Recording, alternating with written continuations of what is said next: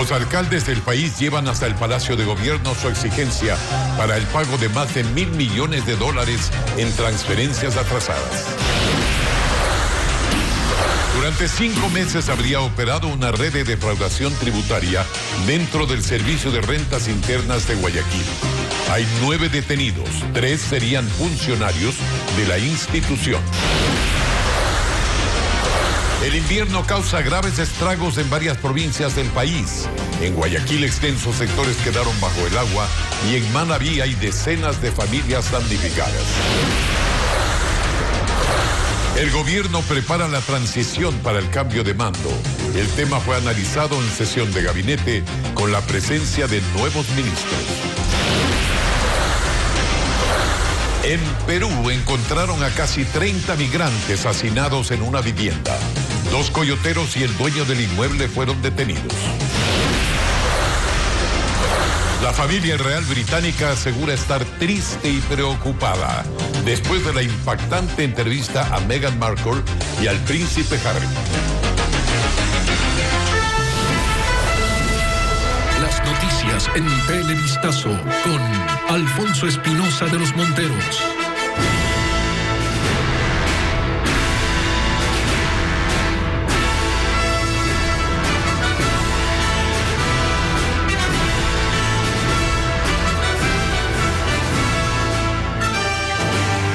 Buenas noches, amigos. Estos son los principales hechos del día.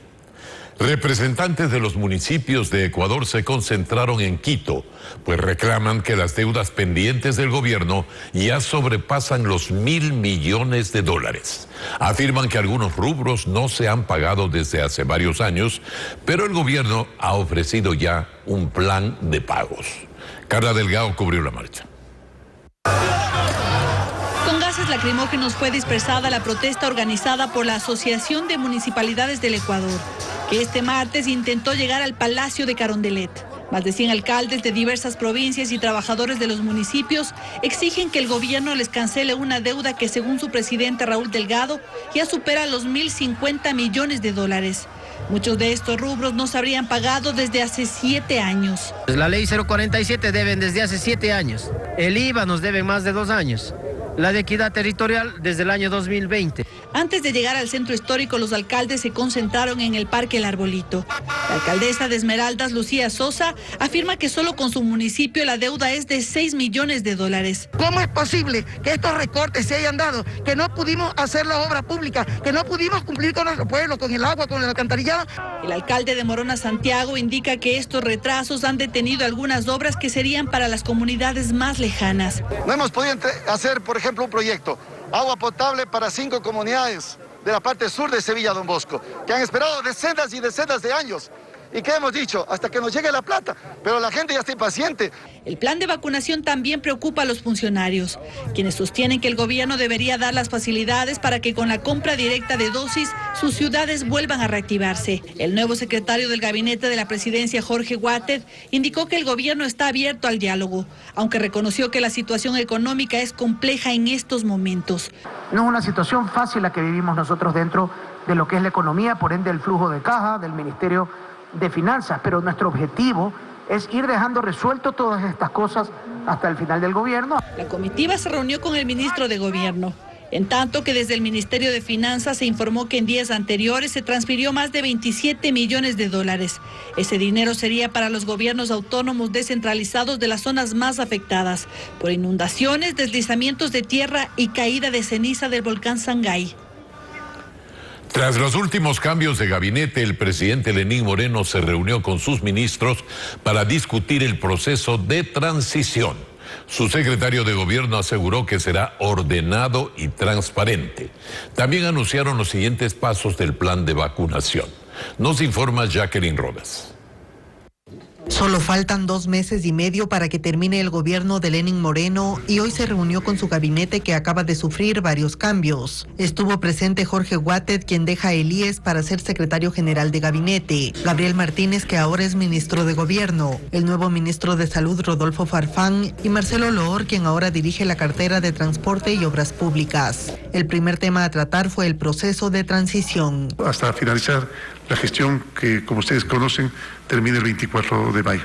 Cada uno de los ministros que dirige cada uno de los sectores va a hacer exposición. Con muchísima transparencia, ¿verdad? Y con mucha apertura, entregar toda la información en función de cada una de las áreas que le compete al gobierno nacional, para que el siguiente gobierno pueda revisar lo que se ha hecho, continuar lo que se debe hacer y también establecer, obviamente, sus propios programas de gobierno. Informaron que hasta el 24 de mayo esperan aplicar 4.5 millones de dosis contra la COVID-19. El ministro de Salud respondió a las críticas del personal sanitario que aún reclama la vacuna. La fase piloto es una fase sujeta a revisiones. Si existen en algún momento rectificaciones que tenemos que hacer o personal que debió haber sido vacunado y no fue vacunado, en este momento estamos haciendo los contactos, por ejemplo, con las federaciones de médicos, con colegios de médicos, etcétera, para que nos den las listas correspondientes a aquellos médicos que no han sido vacunados. También dijo que no puede hacer pública la lista de vacunados, pero que la entregará a la justicia. Entre tanto, esta semana se prevé aplicar la fase 1 de vacunación para las Islas Galápagos. Se cubrirá al 13% de la población. Mañana llegarán en 5.000 dosis aproximadamente y se cubrirá en 48 horas adultos mayores, bomberos, recicladores, recolectores de basura, fuerza pública y adicionalmente también funcionarios tanto de la Judicatura como de la Fiscalía. Sobre quién reemplazará a Watted en el IES, se dijo que el presidente aún analiza varios nombres. 5 meses duraron las investigaciones de la policía para detener a 9 personas dedicadas a la falsificación de documentos y defraudación tributaria. Entre los implicados hay 3 funcionarios del Servicio de Rentas Internas en Guayaquil. Los 11 allanamientos se realizaron durante la madrugada de este martes en el norte de Guayaquil y en el Cerro Las Cabras, en Durán. El objetivo de la policía era desarticular una red que durante 5 meses habría falsificado documentos y realizado defraudación tributaria. El operativo se extendió hasta las oficinas principales del Servicio de Rentas Internas en el norte de la ciudad, a donde llegaron policías, fiscales y grupos especiales para decomisar equipos tecnológicos y obtener información que vincularía a 11 detenidos, acciones que contaron con la ayuda de la entidad tributaria, según explicó la directora del SRI, Marisol Andrade. Nosotros como administración pues estamos también entregando toda aquella documentación que así lo soliciten las autoridades e internamente también realizando los respectivos procesos administrativos. Inteligencia policial determinó que la red estaba conformada por un cabecilla que era el contador de 50 empresas legales, 3 funcionarios del Servicio de Rentas Internas, quienes cambiaban las claves de estas compañías y hacían el proceso de devolución del IVA.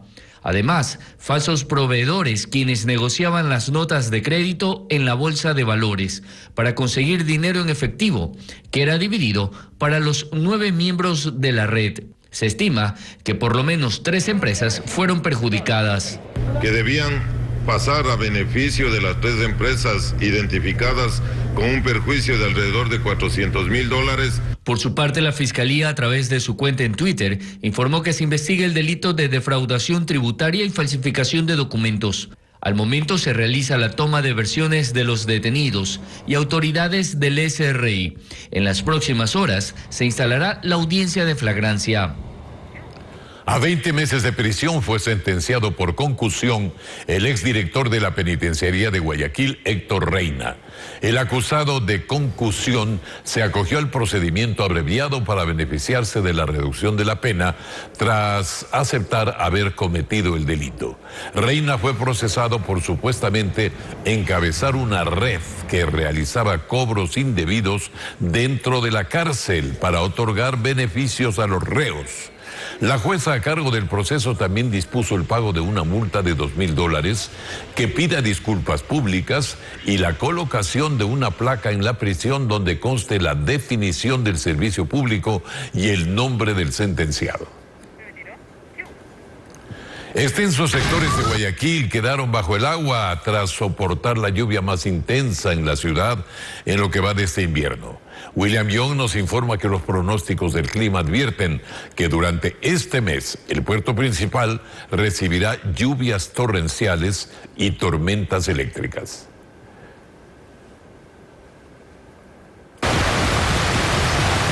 Las calles se convirtieron en ríos, llevándose los vehículos a su paso. En varios sectores, los conductores se quedaron atrapados en medio de las inundaciones que pusieron en riesgo a los habitantes de diversos sectores de la ciudad.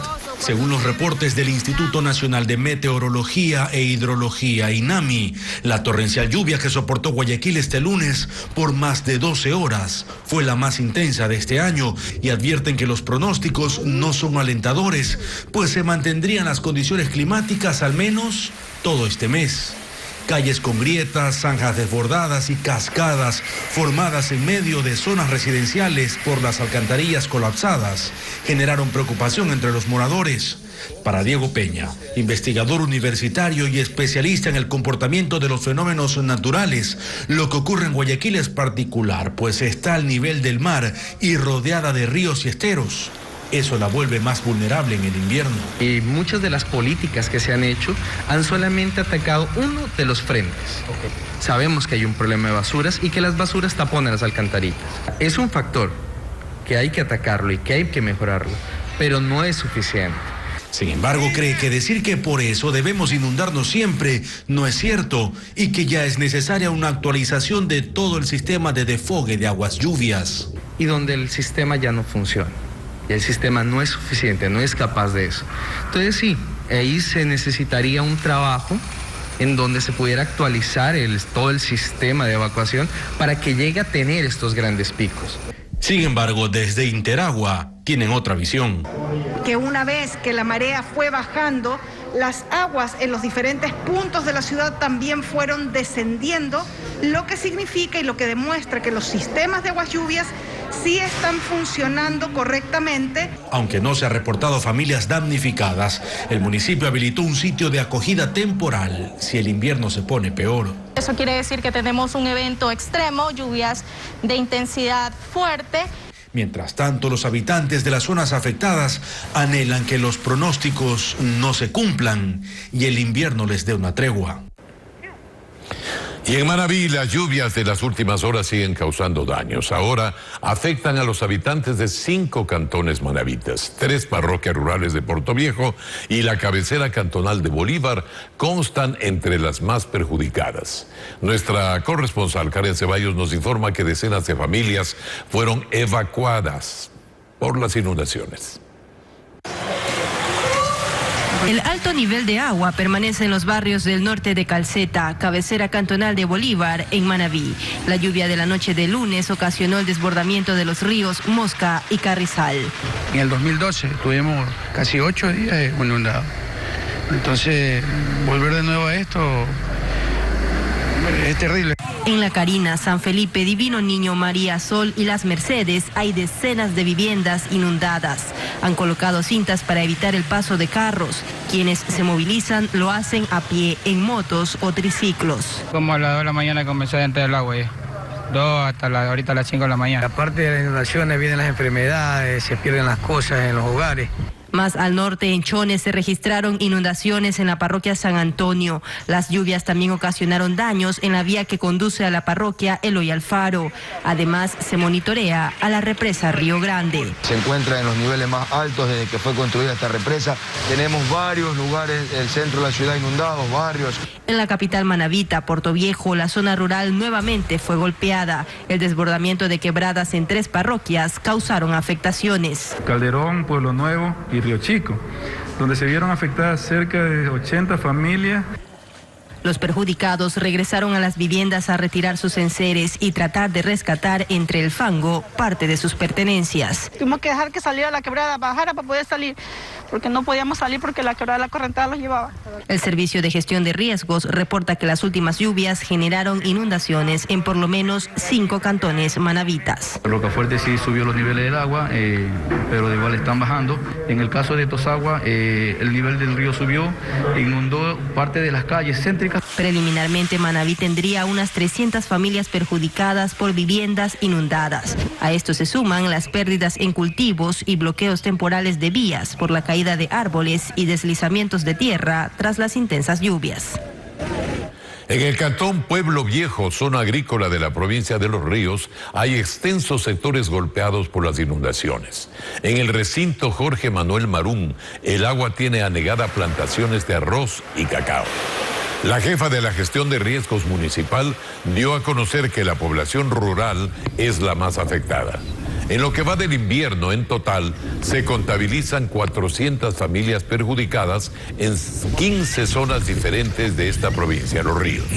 En el sector de Tierra Colorada, sus habitantes están aislados porque los caminos vecinales están totalmente bajo el agua. Deben recorrer todos los días y casi siempre más de media hora a bordo de una canoa para salir de sus casas. Al momento, las autoridades monitorean las zonas y levantan información para coordinar la entrega de ayuda.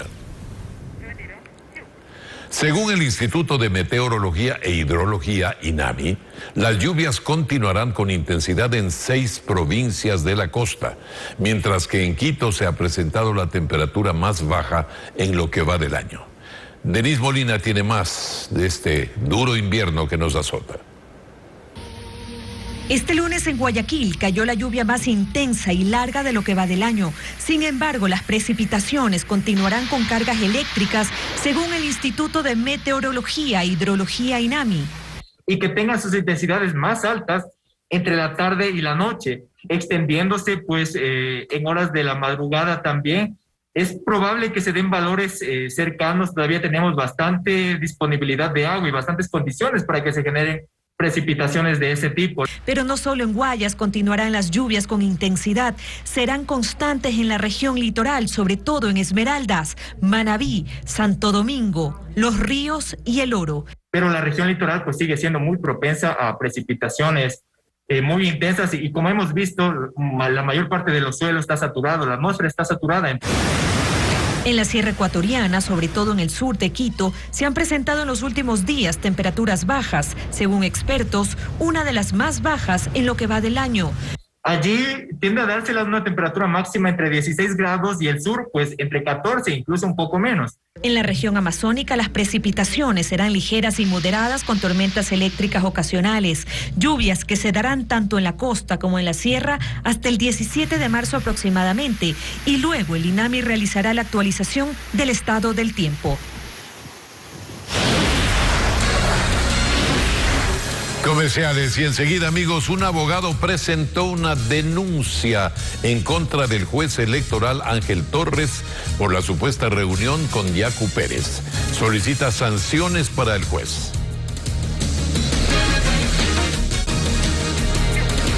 Seguimos. Piden sanción para el juez electoral Ángel Torres por la supuesta reunión con Yacu Pérez, causa en el Tribunal Contencioso al que pertenece el magistrado. El abogado Manuel Antonio Pérez, en calidad de ciudadano, presentó una denuncia ante el tribunal con ese fin. En el documento solicita para ello que se realice una pericia del teléfono del juez y se pida declaración en audiencia del presidenciable Yacu Pérez. El argumento bajo el que hace este pedido es la prohibición reglamentaria del tribunal para reunirse con cualquiera de las partes de un proceso que se tramita en el organismo. Mientras tanto, el juez electoral Fernando Muñoz admitió a trámite la demanda de Yacu Pérez para que se abran las urnas. El magistrado tiene 15 días para presentar su informe al Pleno del Tribunal Contencioso, que será el que defina si da paso o no al recuento de votos. Patricio Díaz nos informa. El juez electoral Fernando Muñoz le dijo sí a Pachacutic, pero por ahora solamente a admitir su demanda. El movimiento presentó un recurso de apelación a los resultados numéricos proclamados por el Consejo Electoral. El juez tiene 15 días para preparar un informe al Pleno del TCE sobre el pedido de hacer un recuento de votos. Ojalá no sean 15 días, o sea, hasta 15 días podría ser también menos tiempo y ojalá para tranquilidad de todos los ecuatorianos y sobre todo pensando en que debe respetarse la voluntad popular. El expediente tiene más de 43.000 fojas. La mayoría son las actas presentadas por Pachacutic y las que entregó el CNE, que también son de la organización política. En ellas, según Yacu Pérez, reposan las inconsistencias por las que pide se abran las urnas. Nuestra objeción había sido para que se reaperturen todas las actas de las 24 provincias. Pero si no lo hacen esas, al menos en aquellas actas donde tenemos dudas. Según el reglamento del TCE, el juez sustanciador podía definir diligencias como verificaciones y demás. Por ahora cuenta con las actas y el informe del Consejo Electoral que determinó solo la reapertura de 31 urnas. Mientras tanto, el juez Ángel Torres, quien según señaló había tenido un encuentro casual con Yacu Pérez, anunció que presentará su excusa en las próximas horas. Ese día le conocí, de casualidad, accidentalmente, ojo, accidentalmente. Pero otras organizaciones relacionadas con el sector indígena se unen a las acciones de Pachacutic. El Centro de Desarrollo y de Justicia Indígena del Ecuador hizo el mismo pedido y espera respuesta del tribunal. Estamos en el proceso de admisión, no somos actores directamente, pero como pueblos de nacionalidades nos sentimos afectados directamente con el candidato, Yacu Pérez. Los 15 días que tiene el juez concluyen el 24 de marzo. Para esa fecha ya habrán pasado 8 días de campaña de la segunda vuelta electoral. 74 asambleístas ya tienen curul en el próximo periodo legislativo. 19 provincias concluyeron el proceso y ya adjudicaron escaños. 5 delegaciones de la Junta Especial del Exterior esperan la resolución de recursos para completar la asignación de los 137 asambleístas. 19 delegaciones electorales concluyeron ya con el proceso para la elección de legisladores provinciales y asignaron escaños a 74 asambleístas. Entre las provincias que cerraron este proceso está Pichincha. La presidenta de la Junta confirmó que no tuvieron impugnaciones y eso permitió finalizar esta etapa. Nosotros ya notificamos en cada uno de los casilleros. Las organizaciones políticas podían realizar o presentar sus objeciones o observaciones ante el Tribunal Contencioso Electoral. No lo hicieron. Al momento ya están en firme. En Pichincha se adjudicaron 16 curules. Esto se hace a través del método Webster, que es un cálculo con divisores impares, el cual determina quiénes obtuvieron los puestos. Nosotros, luego de que el señor administrador de sistemas nos procedió a imprimir ya el informe, procedimos a realizar la asignación de escaños. Pero hay provincias que no han podido cumplir la adjudicación. En Manabí, por ejemplo, se esperaba abrir parcialmente las urnas para cerrar con ello el proceso. Sin embargo, tuvieron una impugnación de última hora. El día de ayer, a las 11 de la noche, la organización UNES nos volvió a impugnar. Lo que ellos quieren es que no se aperture actas porque lo que indican es que están bajo la ley. Por tanto, toda esta documentación vuelve al Pleno. Será entonces el CNE el que decida. Y con recursos pendientes que impiden la adjudicación están, además de Manabí, Guayas, Esmeraldas, Los Ríos, Bolívar y la Junta Electoral del Exterior. Igualmente, por recursos presentados por las organizaciones políticas, tampoco se pueden asignar los 15 escaños de asambleístas nacionales. En todos los casos, hay una fecha límite. Nosotros tendríamos ya que entregar credenciales antes del 10 de mayo, que sería la posición de asambleístas nacionales y provinciales. Luego de resuelto los recursos por el CNE, las organizaciones políticas tienen la posibilidad de apelaciones ante el Tribunal Contencioso. El sector textil y de la confección revela que tuvo pérdidas por más de $500 millones por la pandemia en el año 2020. Reclaman que el gobierno no prefirió la producción nacional de mascarillas, lo que les habría significado un fuerte alivio. Byron Andino nos informa que ante la situación proponen enfocarse en incrementar las exportaciones. El sector textil y de la confección fue uno de los golpeados por los cambios y disminución del consumo de la gente durante la pandemia. La Asociación de Industrias Textiles indica que registraron una caída del 36% en ventas durante el 2020. Nuestro sector pierde $500 millones en ventas en 9 meses, más o menos, 9, 10 meses, que fue lo que duró la pandemia durante el 2020. Obviamente seguimos ahora, enero y febrero no han sido buenos meses tampoco. Por la baja en su producción, el sector se reinventó. Los textileros notaron cambios en el consumo y tuvieron que reconocer que compraba la gente en tiempos de pandemia. Nosotros vendemos hoy cosas que no hubiéramos vendido hace un año. Les doy un ejemplo, los shorts. Nosotros shorts no vendíamos. Los pantalones deportivos fue otra de las prendas ganadoras. Pues así empezamos con las mascarillas, un producto que nunca habíamos hecho. Así sobrevivimos los primeros meses, digamos así. Sin embargo, reclaman que el gobierno nacional nunca les dio preferencia para la compra pública de mascarillas y prefirió importarlas. El gobierno prefirió hacer una ronda de negociación con colombianos para comprar, entre otras cosas, mascarillas, que hacerla con nosotros. El sector textilero propone un plan de mejora competitiva para su internacionalización e incremento de exportaciones. Aspiran que el actual y el próximo gobierno impulsen al sector con facilidades en aranceles, crédito productivo y con la lucha contra el contrabando que afecta sus ventas.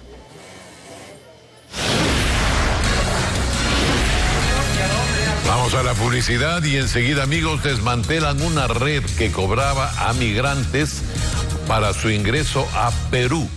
Les contaremos los resultados de este operativo al volver.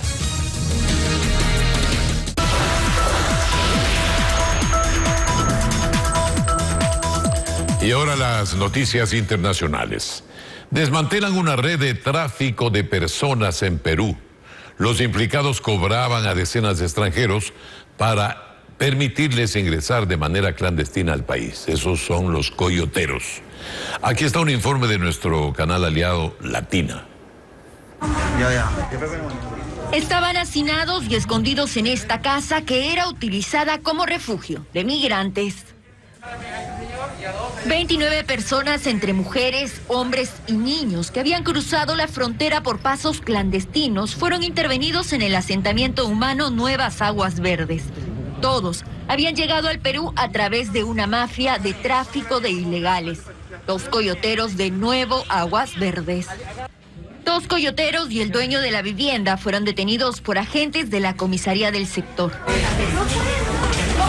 El dueño del inmueble, Wilfredo López Estrada, y su ayudante, Dareín Álvarez Guamán, fueron trasladados a la dependencia policial por estar implicados en el presunto delito contra el orden migratorio, en la modalidad de tráfico de migrantes. Al propietario del inmueble, quien les daba refugio en ese lugar, lógicamente cobraban a su dinero para tal fin. Mientras los ciudadanos venezolanos fueron trasladados a seguridad del Estado para ser deportados. El presidente de Brasil, Jair Bolsonaro, rechaza la decisión judicial que anuló las sentencias contra el exmandatario Lula da Silva. Bolsonaro cree que el Pleno de la Corte Suprema debe dar marcha atrás y que Lula no debería candidatizarse y mucho menos ser reelegido como presidente. Mientras que ayer un juez brasileño anuló las sentencias contra el expresidente Lula da Silva, esta tarde, en un caso paralelo, el segundo tribunal de la Corte Suprema empezó el juzgamiento al magistrado que lo investigó y condenó, Sergio Moro. Sobre él pesa una demanda por haber actuado con parcialidad, llegando incluso a dirigir el curso de la investigación y ponerse de acuerdo con fiscales para citar testigos. 5 jueces del tribunal procesan a Moro y esta tarde, cuando la votación iba 2-2, se suspendió a pedido de uno de los magistrados, quien solicitó más tiempo para emitir su veredicto. Los casos giran en torno al exmandatario Lula da Silva y la anulación de las sentencias que pesaban contra él a 12 y a 17 años de cárcel le ha devuelto sus derechos políticos. Que aspire o no nuevamente a la presidencia es algo sobre lo que no se ha pronunciado aún. Pero Jair Bolsonaro cuestiona que algo así se llegue a dar. catastrófica. El gobierno del Partido de los Trabajadores fue catastrófico. Creo que el pueblo brasileño no quiere un candidato así en 2022 y mucho menos su posible reelección, dijo.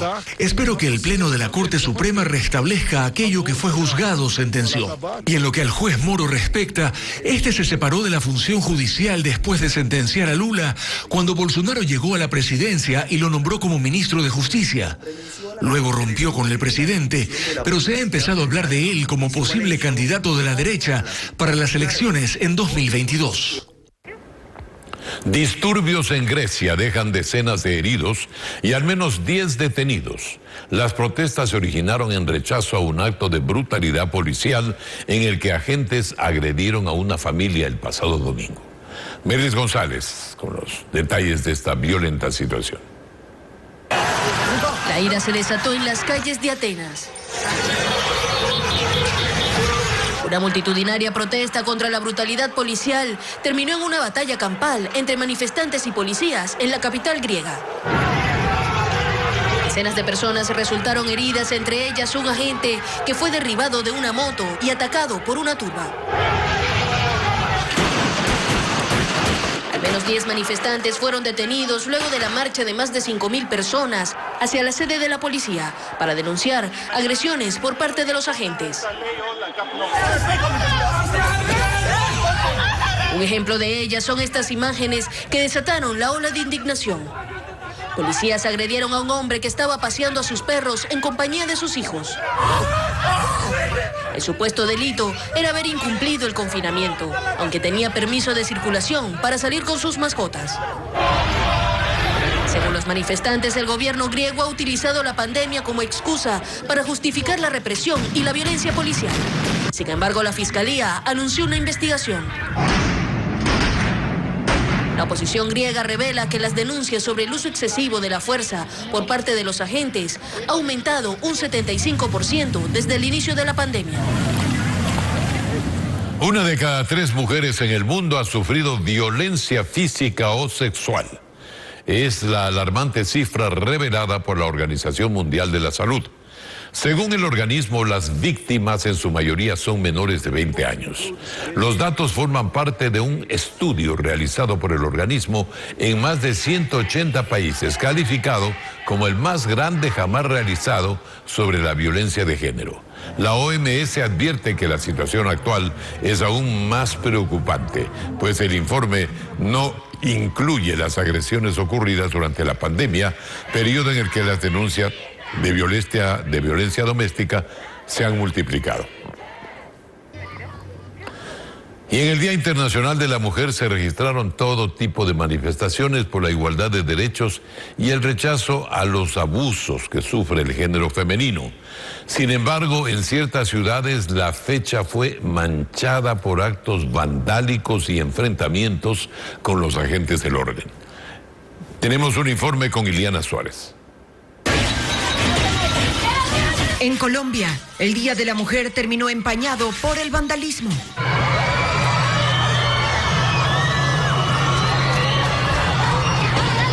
En el centro de Bogotá, varias mujeres atacaron una iglesia, prendieron fuego a una puerta del templo y lanzaron una cruz de madera para avivar más las llamas. Usaron martillos para destruir vidrios de buses, vandalizaron estaciones de transporte y locales comerciales.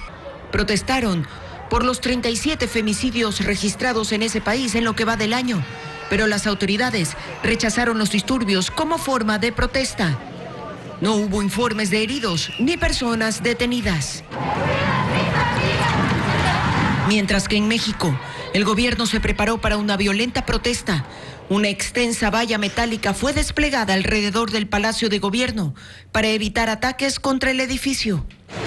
Las manifestantes llenaron estos paneles con los nombres de víctimas de femicidios, unos 10 por día, y luego descargaron su rabia contra la barrera.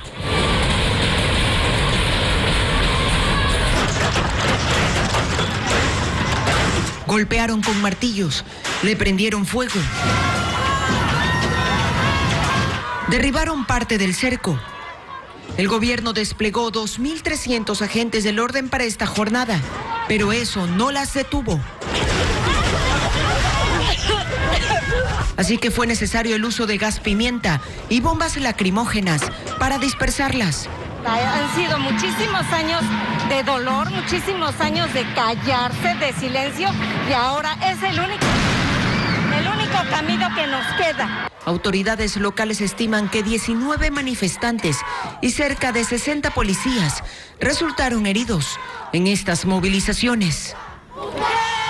Un fiscal de Nueva York señala al presidente de Honduras, Juan Orlando Hernández, de ayudar a enviar miles de kilos de cocaína a Estados Unidos.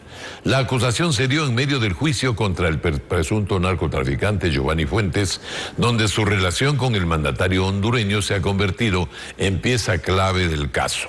Ahí se vinculó al mandatario hondureño de haber recibido sobornos por parte del narcotraficante Fuentes a cambio de protección. Hasta el momento, Hernández ha negado cualquier implicación en el caso. Y en el sur de California, Estados Unidos, un ex policía mató a tiros a un hombre en un supermercado. La defensa del ex agente asegura que la víctima lo tumbó en el piso. Sin embargo, los videos policiales revelan que al momento de su captura dio una versión distinta. Agentes policiales llegaron a un supermercado mientras los clientes salían desesperados tras escuchar disparos. Dentro del sitio encontraron en el suelo a Salvador Sánchez, quien decía ser un policía en su día libre. Los agentes le preguntaron si estaba herido. Sánchez respondió que creía que sí y que sentía dolor a un costado de su cabeza. El sujeto, creyendo que había sido lastimado por un disparo, respondió y mató a Kenneth French, un hombre de 32 años con discapacidad intelectual. Mientras intentan obtener más información, Sánchez insiste en que French estaba armado. Sin embargo, la policía no encontró ningún arma. La cámara de seguridad muestra un altercado, pero nada más. Al examinar a Sánchez, no encontraron heridas. Resulta que nunca le dispararon. Y aunque al inicio contestaba preguntas, luego cambió. No voy a hablar más sin mi abogado, dijo el hombre. Fue allí cuando el sospechoso fue esposado, pero se negó a colaborar. La policía de Los Ángeles reveló que Salvador Sánchez no trabaja con ellos desde junio del año pasado, por lo que la familia de Kenneth French ha puesto una demanda civil. Este jueves se cumplirán 10 años del terremoto y tsunami que afectaron a la región japonesa de Tohoku. En ese país, un hombre de 64 años sigue buscando a su esposa, a quien perdió durante el desastre.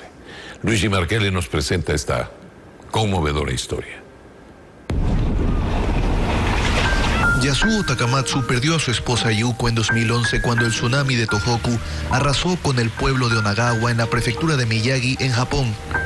Durante 2 años buscó a Yuko por tierra, pero sin éxito. Luego obtuvo una licencia para bucear para intentar encontrar sus restos y por los últimos 7 años hace sumersiones semanales. Ya va a 470. Buceo como si me la voy a encontrar en algún lugar. Siempre pienso que puede estar en algún lugar cercano. Además de su exploración en solitario, una vez al mes participa en búsquedas con autoridades locales de los cerca de 2.500 desaparecidos en la región. Hemos encontrado álbumes, ropa y otros objetos, pero no sé a quién le pertenecen. La historia de Takamatsu fue contada en un documental en 2017. El hombre afirmó que buscará a su esposa mientras él pueda moverse. El último mensaje que recibió de Yuko decía: ¿estás bien? Quiero irme a casa. Es por eso que Yasuo dice: estoy seguro que ella todavía quiere regresar a casa. Un testimonio que refleja el dolor de un país que no termina de sanar las heridas de la tragedia.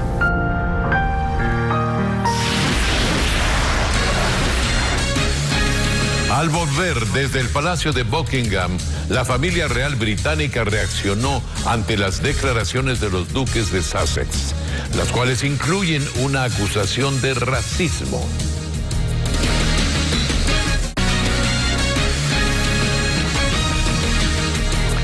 3 semanas han pasado desde que se registró un enorme deslave en el cantón Chunchi, provincia de Chimborazo. El deslizamiento destruyó 30 casas de 2 comunidades que desaparecieron.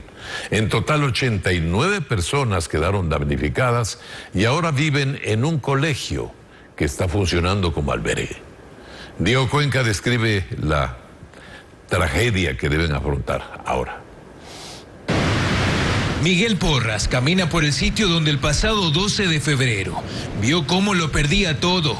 Sus propiedades están aquí sepultadas por el deslave de tierra que ocurrió en el cantón Chunchi, provincia de Chimborazo. Mi finca perdió y la motito que tenía, el aluvión, que era más de unos 30 metros de altura. Yo vi como las casas, como llevó todito lo de aquí, de la noche a la mañana quedó ahí. Como se ve, vacío, desapareció este pueblo. El devastador deslizamiento hizo que 30 millones de metros cúbicos de tierra sepultaran a 2 comunidades donde vivían 30 familias que se dedicaban a la agricultura. Sus sembríos desaparecieron, ya no existen, y 250 cabezas de ganado quedaron enterradas aquí, bajo tierra. Donde antes levantaron sus casas, ahora solo quedan escombros. Aquí existía la comunidad La Armenia y Chanchan. Sus habitantes permanecen en 3 albergues habilitados por el Servicio de Gestión de Riesgos. Muchas de estas personas que fueron a los albergues se las sacó de las casas por precaución, para prevenir y precautelar la vida de estas personas. Al llegar la noche, los damnificados duermen en las instalaciones de ese colegio, donde las aulas se convirtieron en sus habitaciones. José Guillén dice estar frustrado. No tiene qué comer con su esposa y sus 2 hijos. Todo se llevó el deslave, todo se fue ahí. Perdí mi casa, mi ganado. Sí. Nos quedamos así, sin nada. Se alimentan con las donaciones que reciben, mientras en el patio de la institución anhelan que el Ministerio de Desarrollo Urbano y Vivienda les construya las 30 casas que les ofrecieron. Y ahora me quedo en la calle. Yo vivía ahí. Yo era feliz, yo perdí mi casa. Sus vidas se complicaron más porque los cultivos agrícolas que perdieron y sus casas destruidas las levantaron con créditos bancarios y ahora ya no tienen cómo pagar, por lo que buscan condonar sus deudas ante la tragedia que sufren. Las fuertes lluvias destruyen cultivos y dejan sin ganado a decenas de familias en la provincia de Cotopaxi esta vez. Incluso algunos habitantes tuvieron que dormir en casa de sus vecinos debido a las inundaciones. Nuestro corresponsal Patricio Viera recorrió las zonas más golpeadas por el invierno en esa provincia.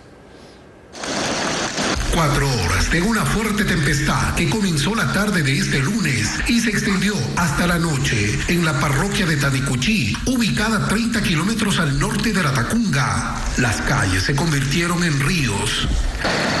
El agua ingresó a una decena de viviendas. Doris Montes es una de las afectadas.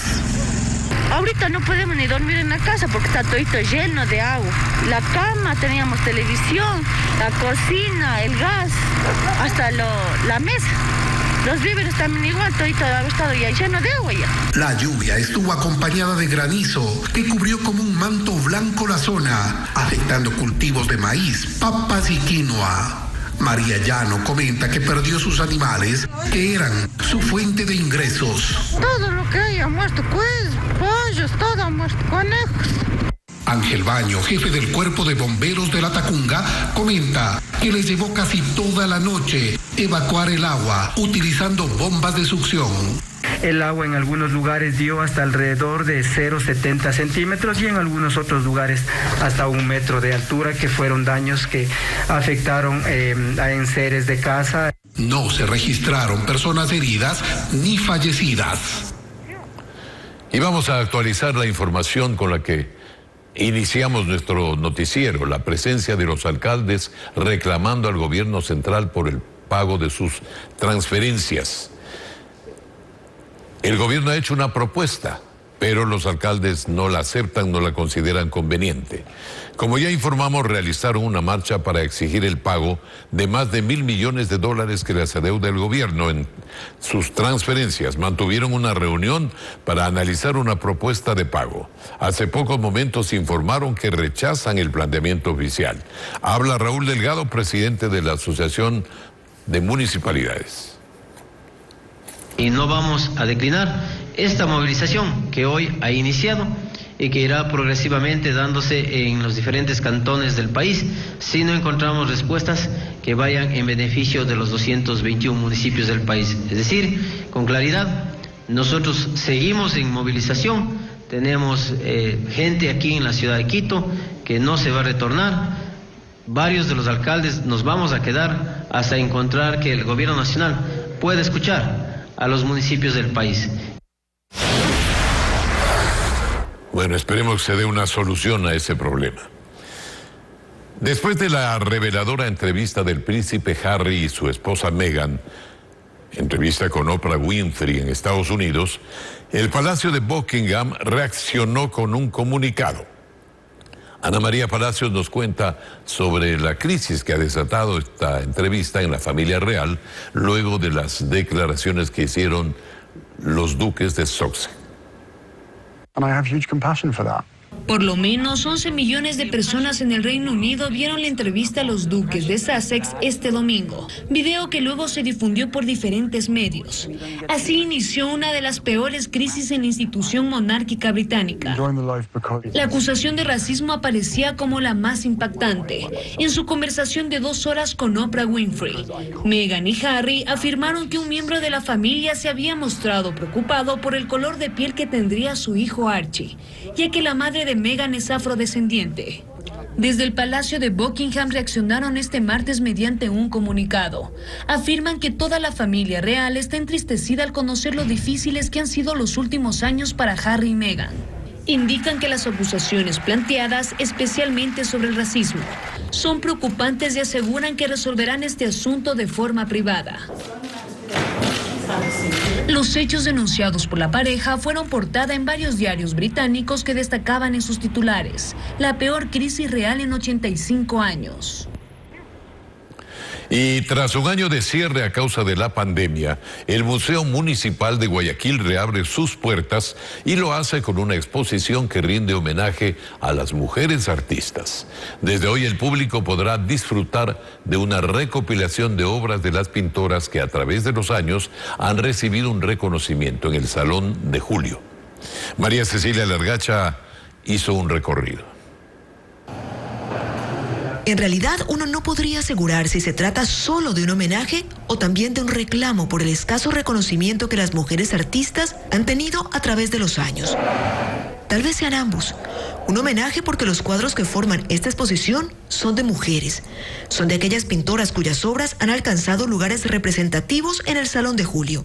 Hemos encontrado que 11 mujeres han sido seleccionadas dentro de esta temporalidad, lo cual también nos hace tener una nueva mirada y una reflexión sobre la presencia de la mujer en la historia del arte ecuatoriano. Y es aquí cuando entra el cuestionamiento.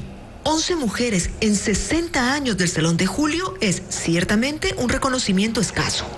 Y no solo eso, pasaron más de 20 años desde que el certamen se inauguró hasta que la primera mujer fue premiada. No es más que una muestra del mundo profundamente dividido que establece la sociedad patriarcal. Han sido 58 los episodios de un certamen donde también participaron una cantidad de obras y propuestas de artistas mujeres de las que no se guarda ningún registro. Pero más allá de las causas, el objetivo de esta exposición es visibilizar esas obras hechas por mujeres y reconocidas por todos. Mariela García fue la primera mujer en ganar un Salón de Julio en 1981, aunque ella destaca que lo que obtuvo el premio fue su arte y no su género.